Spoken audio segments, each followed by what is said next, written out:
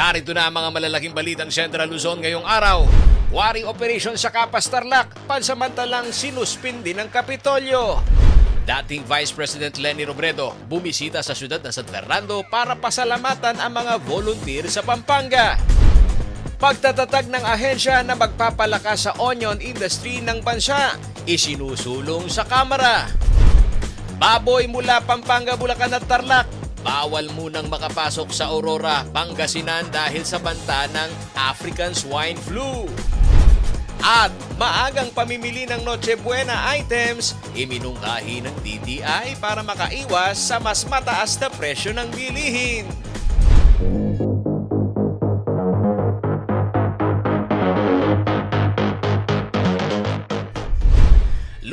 Lunes, sumahalili po niyo lingkod Paulo G. Santos. Ang alam po ni Kuya Justin Dizon. Kumusta po kayo mga kaibigan? Para ho sa ating pong buena manong balita.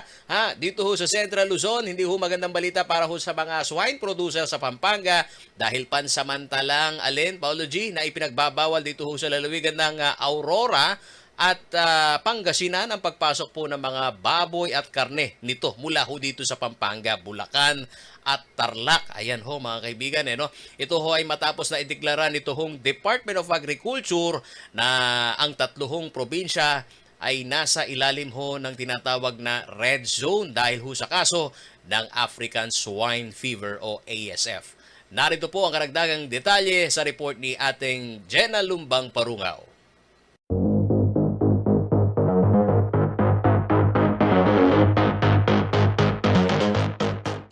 Ipinag-utos ng pamahalaang panlalawigan ng Aurora at Pangasinan ang pansamantalang pagbabawal sa pagpasok ng buhay na baboy at karne nito sa kanilang lugar. Sa inilabas na Executive Order No. 35 ni Aurora Governor Christian Noveras, tatagal ng isang buwan ang pork ban na ipinatupad na simula noong August 30. Nagsimula naman itong August 18 at tatagal hanggang September 17 ang pagsasara ng Pangasinan sa mga baboy na galing sa mga nasabing lalawigan at batay yan sa Executive Order No. 0125 ni Governor Ramon Guico III. Naging basihan umano ng dalawang lalawigan ang inilabas na ASF zoning update ng Bureau of Animal Industry ng Department of Agriculture. Batay dito, kabilang sa red zone ang Bulacan, Pampanga at Tarlac. Ibig sabihin, mayroong aktibong kaso ng ASF sa mga nabanggit na lugar. Kaugnay nito, tiniyak naman ni Bulacan Governor Daniel Fernando na kontrolado ang ASF sa kanilang lalawigan. Sa pahayag ni Fernando na inilabas sa official Facebook page ng provincial government, sinabi nito na mahigpit ang ginagawang pagmamonitor sa bayan ng Santa Maria kung saan isang babuyan ang nakapagdala ng ASF case. Nagbukas naman na umano ang iba pang mga babuyan na cleared na ng Provincial Veterinary Office. Samantala, naglaan na raw ng 500 milyong piso ang Department of Agriculture para sa pagbili ng bakuna kontra ASF sakaling magtagumpay ang ginagawang vaccine development sa loob at labas ng bansa. Kung magiging available ang bakuna sa darating na taon, ay posible umanong maging green zones na ang mga infected area sa kasalukuyan. Sa pahayag ng BAI, nasa 5 umanong rehiyon ang masasabing infected pa rin ng ASF. Ito ang Cordillera Administrative Region, Central Luzon, Eastern Visayas, Zamboanga Peninsula at Soc-Sargen. Jenna Lumbang Parungaw, CLTV News.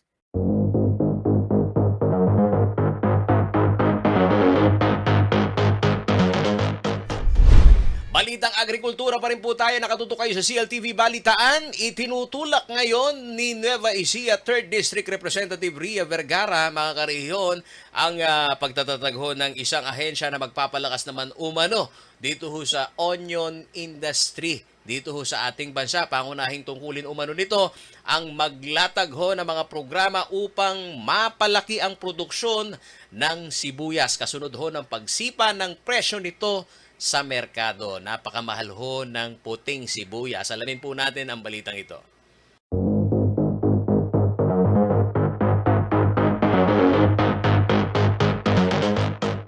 Upang kasi ng industriya ng sibuyas sa bansa, isinusulong ngayon ng isang mambabatas mula Nueva Ecija ang pagtatatag ng Philippine Onion Research and Development Center o PORDC. Batay sa House Bill 3110 o Onion Industry Development Act na inihain ni Nueva Ecija 3rd District Representative Ria Vergara, magsisilbing pangunahing ahensya ng gobyerno ang PORDC na tutulong sa mga magsasaka ng sibuyas at iba pang sektor na umaasa sa naturang produkto. Kabilang din sa pangunahing tungkulin ng PORDC ang pananaliksik para sa pagpapalago, produksyon, pamamahala at pagbebenta ng sibuyas. Oras na maisabatas. Tungkulin din ng ahensya na makipag-ugnayan sa Department of Agriculture, Department of Trade and Industry, Department of Science and Technology at Department of Environment and Natural Resources para sa paglikha ng mga polisiya at proyekto na ikabubuti ng onion industry. Samantala, isinusulong din sa panukalang batas ni Vergara ang pagkilala sa bayan ng Bungabon bilang Onion Capital of the Philippines na ngayong tinaguri ang onion basket ng bansa. Malaki umano kasi ang kontribusyon ng Bungabon sa pagpapataas ng produksyon ng sibuyas. Binigyang diin din ni Vergara na batay sa mga pag-aaral, ang produksyon ng sibuyas sa bansa ay may average annual growth rate na 4.94% simula 2004 hanggang 2014. Nitong 2018 to 2019 cropping season, higit 240,000 metric tons ang naproduce ng bansa. Mas mataas ito kumpara sa higit 134,000 metric tons noong 2013. Kamakailan lang, pinaiimbentaryo ni Senator Amy Marcos ang mga lokal na puting sibuyas upang malaman kung mayroong shortage o ito'y tinatago lamang sa cold storage. Matatandaang sa price monitoring ng DA nitong August 9, pumalo sa 140 pesos kada kilo ang presyo ng pulang sibuyas. Habang not available naman daw ang imported white onion at mabibili naman ang locally produced sa halagang 380 pesos per kilo. Angelica Cara, CLTV News.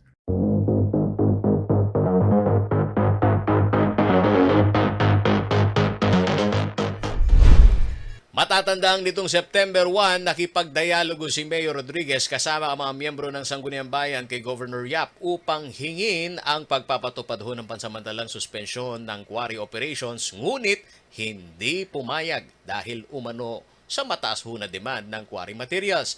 Ito ay hiniling ng alkalde dahil ho sa mabigat na daloy ng trapiko at pagkasira ng kanilang mga kalsada na dulot ng mga overloaded trucks. Labis naman na pasasalamat ho ni Mayor Rodriguez at kanyang nasasakupan nang ipatupad na ni Governor Yap ang suspension order.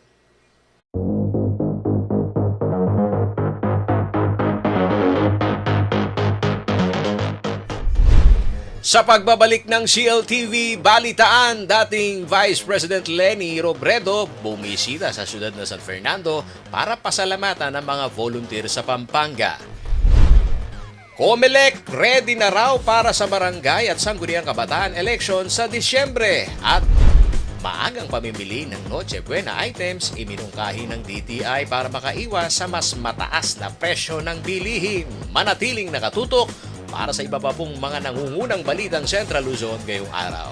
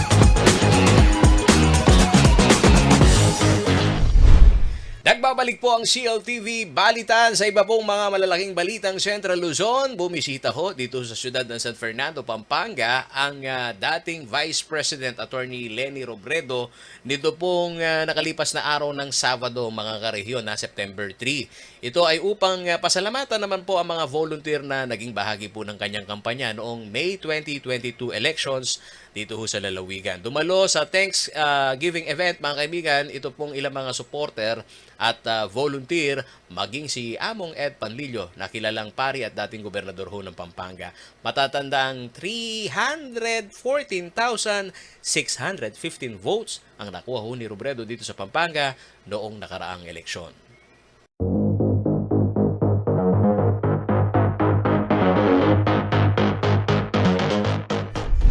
Sa iba pong mga malalaking balita, mga kaibigan, patuloy ho ang ginagawang paghahanda nitong Commission on Election o COMELEC para ho sa barangay at sangguniang kabataan election na nakatakda naman pong ganapin sa December 5. Ayon po sa COMELEC, wala naman pong masasayang sa kanilang gastos at preparasyon sakaling magtuloy ito hong pagpapaliban naman o ituloy ho itong pagpapaliban dito ho sa Kongreso na umuusad ho ngayon. May ulat ho si Angelica Cara.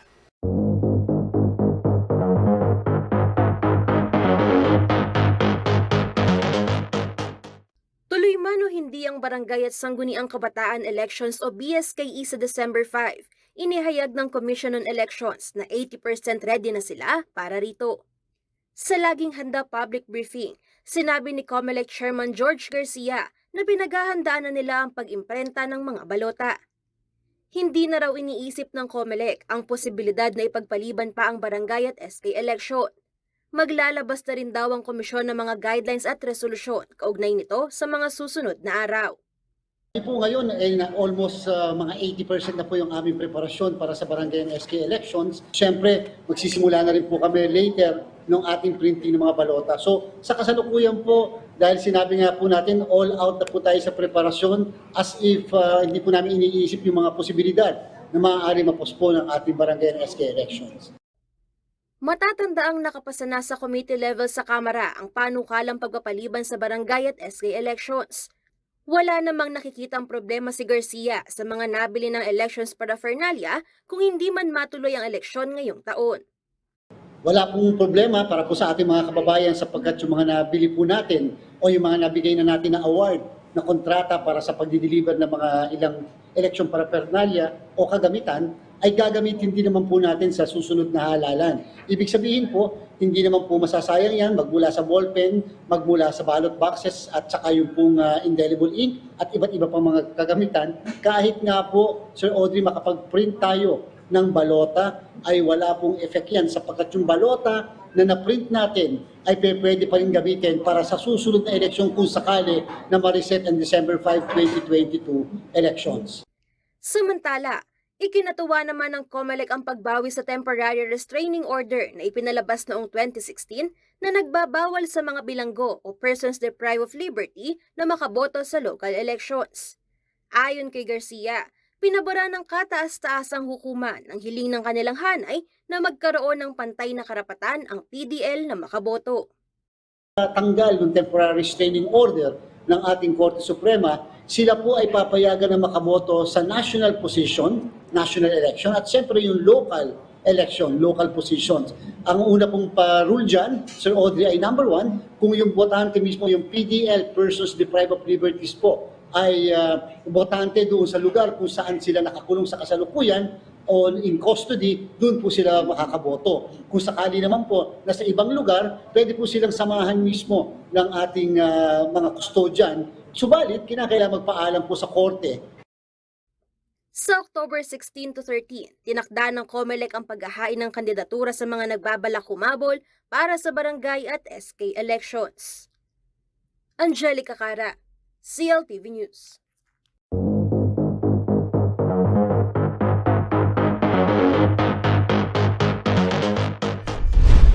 Para po sa aming mga karehiyon, ang pag-bear season na parang Pasko na ho sa kanila. Meron ba kayong kilalang ganon, mga kaibigan? Aba, makinig po kayo dahil eto, swakto sa kanila, ito hong balitang ito, may payo ho ang Department of Trade and Industry o ito hong DTI at sa ating pong mga kababayan na nagbabalak na ho na maghanda sa darating po na Kapaskuhan o ito hong holiday season para hindi raw mabigla sa gastos, simulan na po raw ang pamimili ngayon habang hindi pa rin tumataas ang presyo ng mga Noche Buena items. Ayun, alam naman ho natin na puro processed meat, no? Yung pong ilang mga recados natin dyan ho sa paghahanda sa Pasko. Sa kabila nito, hindi naman po daw maitatanggi ng marami sa ating pong mga kabalin ang kanilang paghihigpit ng sinturon. Yun lang, dahil sa mataas na presyo ng mga pangunahing bilihin. Narito po ang detalye ng balitang yan.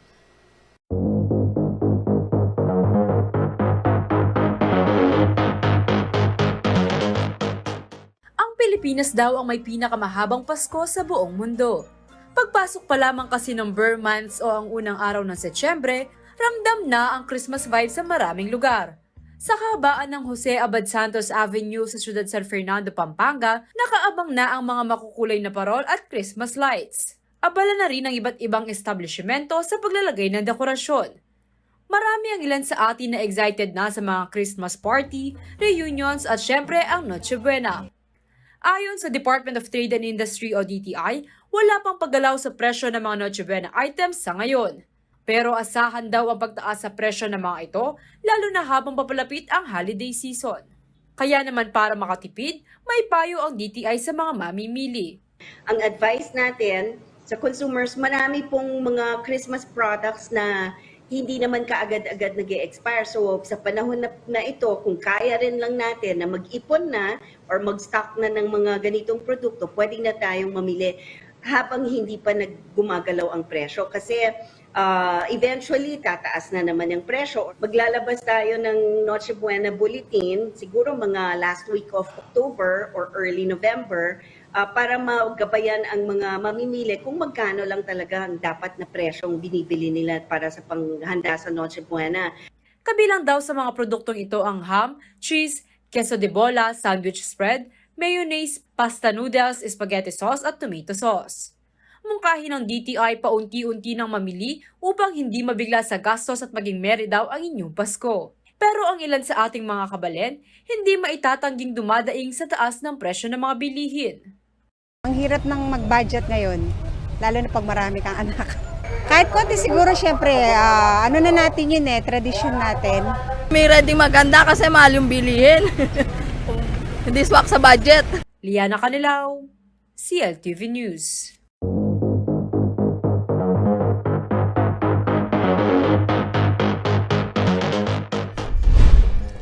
Sa pagbabalik ng CLTV Balitaan, DOH Region 3 nagbigay ng safety tips para makaiwas sa dengue. Malinis na kapaligiran, makatutulong para makaiwas sa dengue.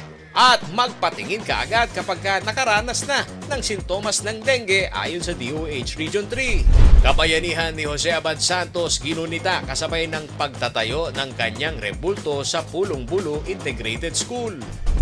Pagpapatupad ng seatbelt law, paiigtingin ng Land Transportation Office. Higit 110 violations na itala noong 2021. Manatiling nakatutok at magbabalik ang CLTV Balitaan.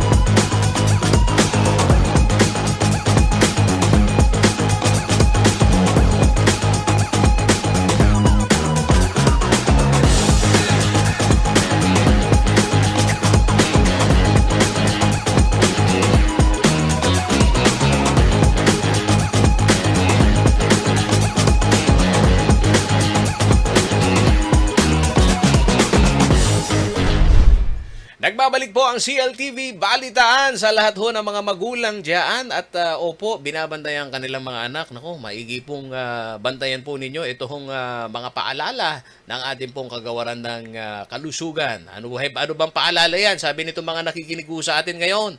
Nagpaalala ho kasi itong DOH, mga kaibigan, dito ho sa Central Luzon sa ating pong mga rehiyon na tiyaking sumunod ho tayo dito sa tinatawag ho nilang safety tips kontra dengue. Yan ho ang kanilang kampanya, mga kaibigan. No?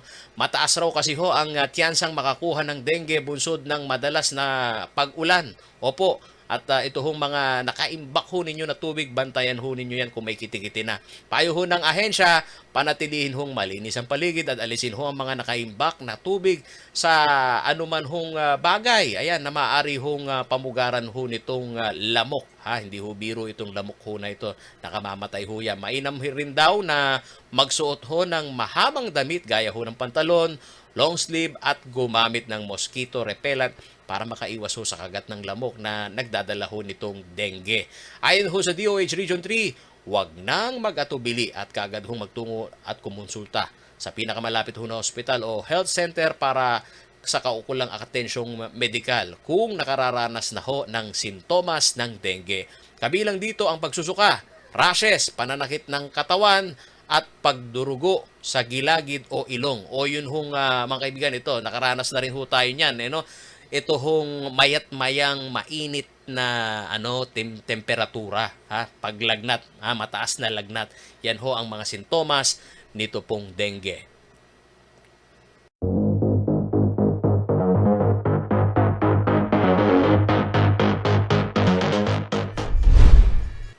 Balita naman po tayo sa siyudad ng San Fernando, Pampanga. Mga kariyon, makinig kayo mga Fernandino, isang rebulto ng bayaning Kapampangan na si Jose Abad Santos, mga kaibigan, ang itinayo naman ho dito sa Pulong Bulu Integrated School. Dito ho yan sa San Fernando. At upang manatili ho raw buhay ang kanyang alaala at kontribusyon para naman ho sa ating pong bansa.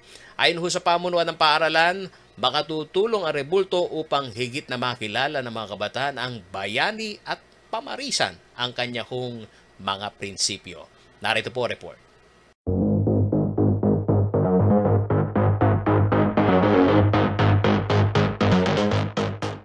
Isa sa mga natatanging kabalin natin na nagpakita ng hindi matatawarang katapangan at pagmamahal sa bayan, ang bayaning si Jose Abad Santos na tubong San Fernando, Pampanga. Si Abad Santos ay ika-5 punong maestrado ng Korte Suprema ng Pilipinas. Nagsilbi rin siya bilang acting president ng Commonwealth of the Philippines at acting commander-in-chief ng Armed Forces of the Philippines noong World War II sa ngalan ni dating Pangulong Quezon. Siya ay pinatay ng mga pwersang Hapon sa pamamagitan ng firing squad dahil sa pagtanggi makipagtulungan sa kanilang pananakop sa bansa. Upang manatiling buhay ang kanyang mga alaala at nagawa para sa bayan, pinasinayaan sa Pulong Bulu Integrated School sa siyudad ng San Fernando ang rebulto ni Jose Abad Santos Huwebes, September 1.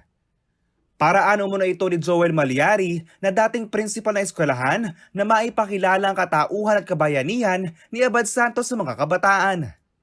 Being part of the PBIS before, na kasama ako sa mga nakakita ko ng situation. Ang una, siyempre bilang isang school head, nakita natin yung pangangailangan. Pangalawa, siyempre community, yung social responsibility sa community.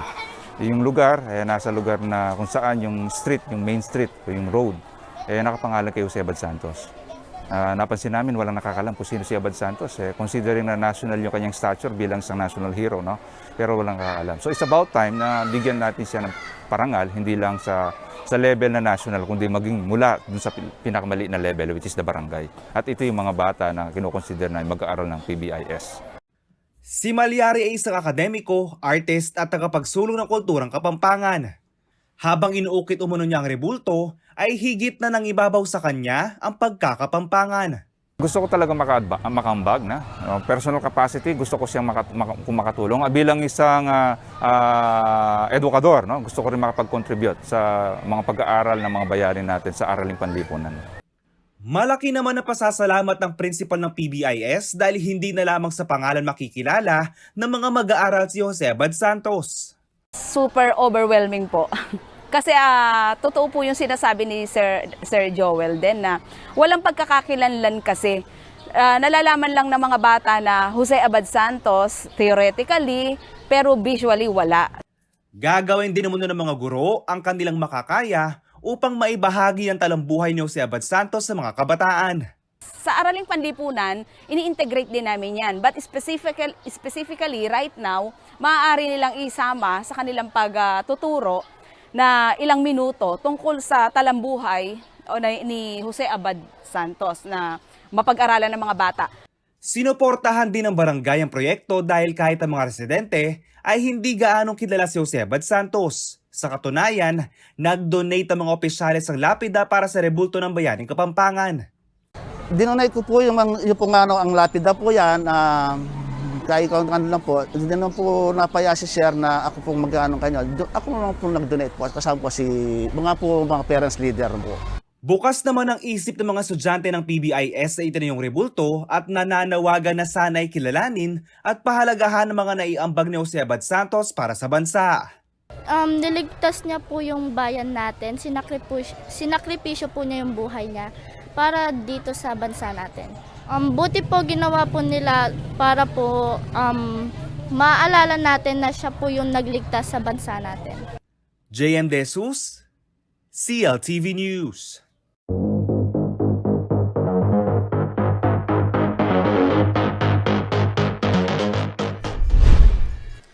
Paalala po sa mga motorista na nakakalimot o kaya sinasadya na hong hindi sundan ito hong seatbelt law. Ayan na, makinig po kayo mga motorista. Paigtingin raw nitong Land Transportation Office, ito hong LTO, ang mandato ho sa pagsusuot ng seatbelt sa mga sasakyan. Alinsunod ho yan sa batas na RA 8750 o Seatbelt Use Act of 1999. Ayan, 1999 pa ho nang maipasa ho yan, mga kaibigan, no? Dahil umano ito sa dumaraming kaso ng aksidente sa kalsada kung saan may namamatay o di kaya'y nasusugatan, mga kariyon. Sa katunayan, umabot ho raw sa 110,000, Ulitin ho natin ang numero para ho sa mga hindi nagsusuot ng seatbelt. Ayan, 110,000 mga kaibigan ang mga nahuling lumabag ho sa naturang batas nito pong nakalipas na taon. Sa ilalim ho ng seatbelt law, lahat ho ng mga pribado at pampublikong sasakyan dapat ay mag-seatbelt. Para po sa mga private vehicle, dapat hong naka-seatbelt sa harap o likod man nakaupo. Sa mga public vehicle naman po, gaya ng jeep, dapat may seatbelt ang driver, pati na ho yung mga pasahero na nasa harapan, yung front seat. Habang hindi kailangang mag-seatbelt, ito hong mga nasa likuran ng jeep, papatawan na ho raw ng 1,000 piso na multa ang lalabag sa first offense. 2,000 piso naman ho sa second offense at 5,000 piso at suspension ng driver's license sa loob ho ng 1 linggo. Ang parusa naman ho sa pangatlo at higit pang violation.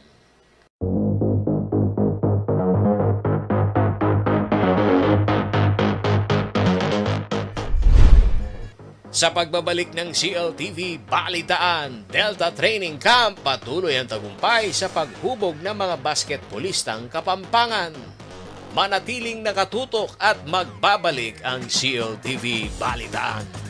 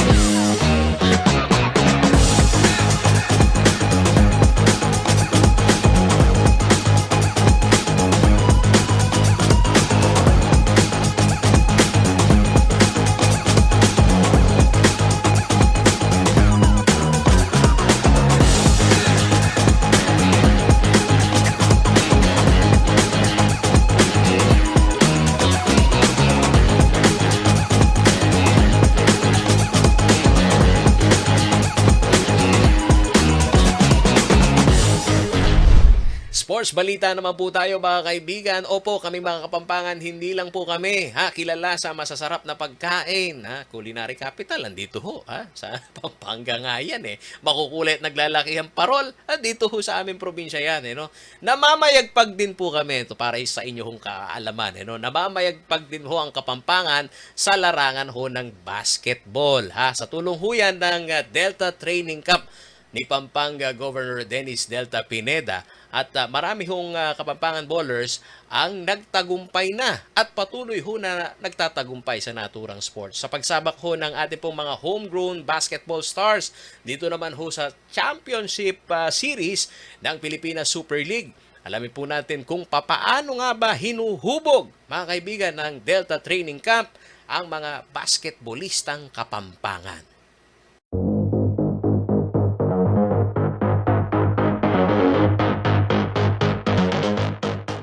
Arwin Santos, Ian Sanggalang, Calvin Albueba at Justin Baltasar. Ilan lamang yan sa ating mga kabalen na nakagawa at patuloy na gumagawa ng pangalan sa larangan ng professional basketball. Hindi lamang dito sa Pilipinas sila nakilala, kundi maging sa ibang bansa. Dahil ilang beses na rin nilang iwinawagayway ang ating watawat sa international competition. Pero ano nga ba ang sikreto sa likod ng husay at tagumpay ng ating mga kabalen sa paglalaro ng basketball?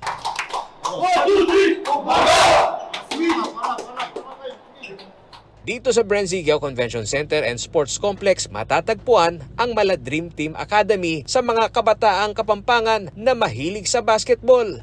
Ang Delta Training Camp, hindi lamang ang pribilehiyong magkaroon ng scholarship grant ang ibinibigay nito sa mga batang atleta, kundi pati na rin ang allowance, pagkain, at tirahan. Pinakabata sa Delta Training Camp ay si Kiam Anthony de la Cruz mula sa bayan ng Lubao. 13 anyos pa lamang si Kiam pero 6-footer na. Masayang masaya raw siya nang makapasok sa Delta Training Camp dahil sa mataas na standard ng pagbibigay ng kasanayan ng head coach. Walang iba kundi si Governor Dennis Delta Pineda.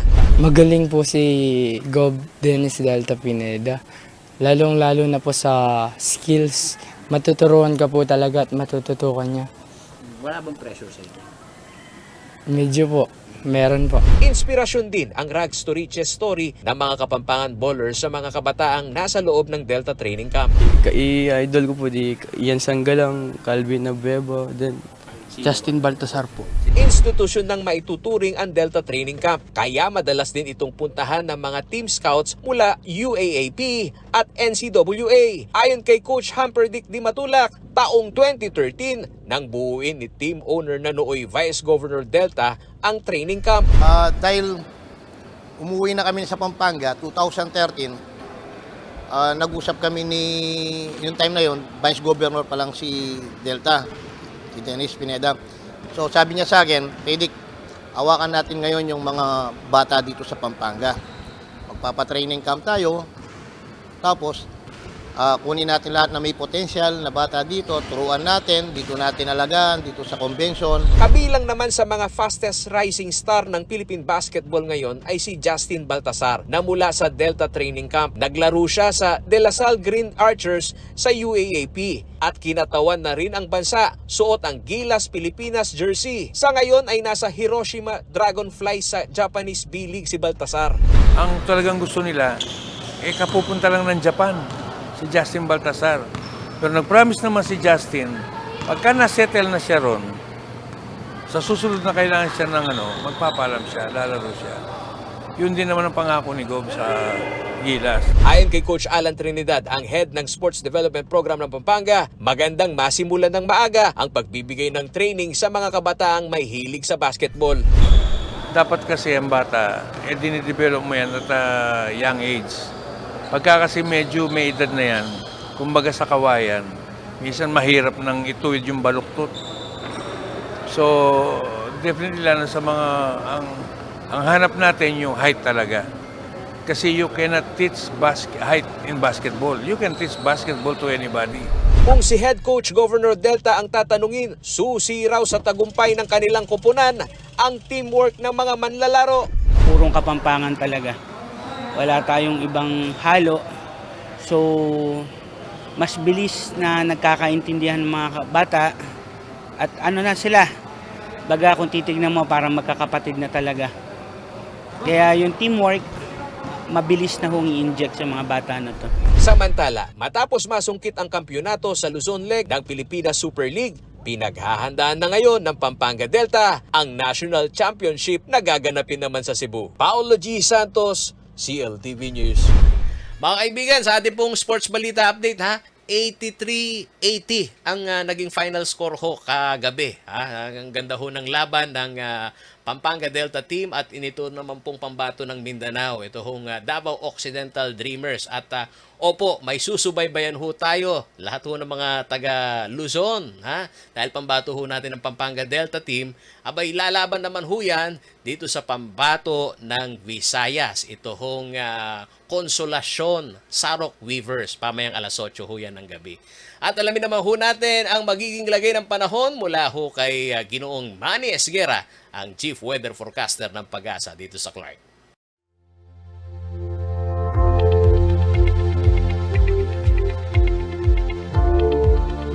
Narito po magiging taya ng panahon sa susunod na 24 oras. Southwest monsoon o habagat pa rin po ang umiiral at nakakaapekto ngayon dito sa Northern at Central Luzon. Kaya po ang Ilocos Region, Batanes, Babuyan Island, Zambales at Bataan, maula po ang papawiri na may mga kalat-kalat na mga pag-ulan, pagkidlat at pagkulog. Ito po ay dulot ng Southwest monsoon. Samantala po ang Metro Manila at nalalabing bahagi ng bansa, kasama na po dito ang Pampanga, ay magiging bahagya hanggang sa kuminsan ay magiging maulap din po ang papawirin, especially po sa bandang hapon o gabi at posible pong magkaroon ng mga pulo-pulong mga pag-ulan, pagkidlat at pagkulog. Dulot din po ito ng habagat at ng localized thunderstorm. Sa ngayon po, ito lamang po yung weather system na binabantayan natin at kahit malayo na po si Bagyong Henry ay hinihila pa rin po niya ang habagat na siya nagbibigay po ng mga pag-ulan sa ilang parte ng Luzon. So pinag-iingat pa rin po ang lahat dahil posible pa rin po ang mga flash floods at saka ang landslide dahil saturated na po ang mga kalupaan natin.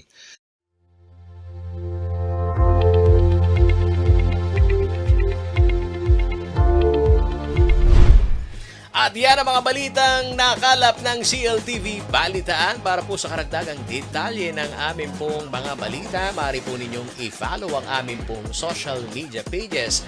Ang aming pong Facebook page, dalawa ho ito mga kaibigan, at CLTV36 Official at CLTV36 News. At ang aming pong Twitter at CLTV36. Ang aming pong Instagram, opo, i-like po ninyo ang aming pong mga content dyan at CLTV36 Official. Kung nais naman po ninyong balikan ang aming pong mga programa dito sa CLTV, pwede po ninyong bisitahin ang aming pong YouTube channel at CLTV36 Official at ang aming pong website www.cltv36.tv. Mapapanood din ho mga programa dito ho sa aming pong estasyon naman nationwide via Signal Channel 115 at sa aming pong 39 na cable partners. Kasama po ang buong pwersa ng CLTV News and Current Affairs. Ang alam po ni Kuya Justin Dizon, mamahalili ang inyong lingkod, Paolo G. Santos. Ingat po kayo sa inyong gagawin ngayong araw. Hanggang sa muli.